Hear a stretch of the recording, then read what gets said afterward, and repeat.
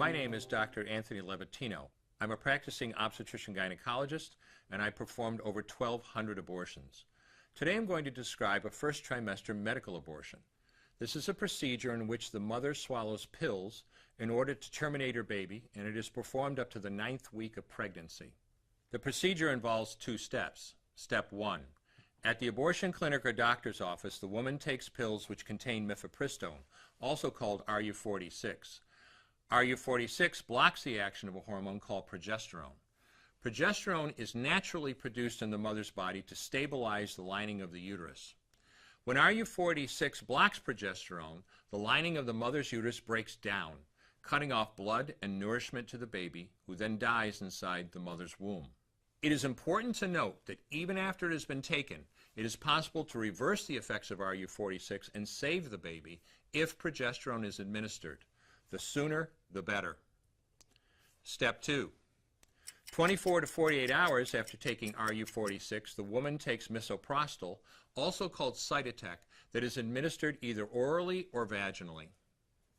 RU46 and misoprostol together cause severe cramping, contractions, and often heavy bleeding to force the dead baby out of the woman's uterus.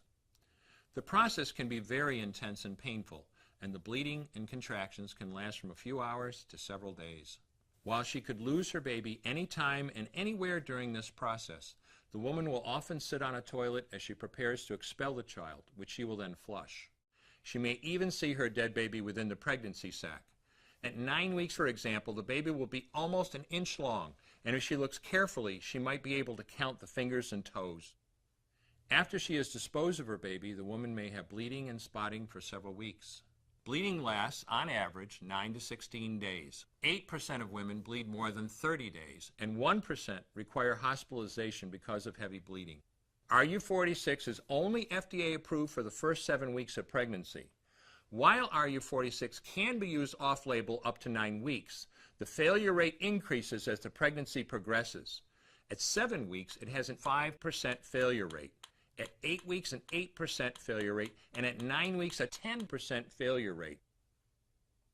If failure occurs, she will usually be offered a surgical abortion. For the mother, medical abortion often causes abdominal pain, nausea, vomiting, diarrhea, headache, and heavy bleeding. Maternal deaths have occurred, most frequently due to infection and undiagnosed ectopic pregnancy. As I mentioned at the beginning, I'm Dr. Anthony Levatino, and in the early part of my career as an OBGYN, I performed over 1,200 abortions. One day, after completing one of those abortions, I looked at the remains of a preborn child whose life I had ended, and all I could see was someone's son or daughter. I came to realize that killing a baby at any stage of pregnancy for any reason is wrong. I want you to know today, no matter where you're at or what you've done, you can change. Make a decision today to protect the preborn. Thank you for your time.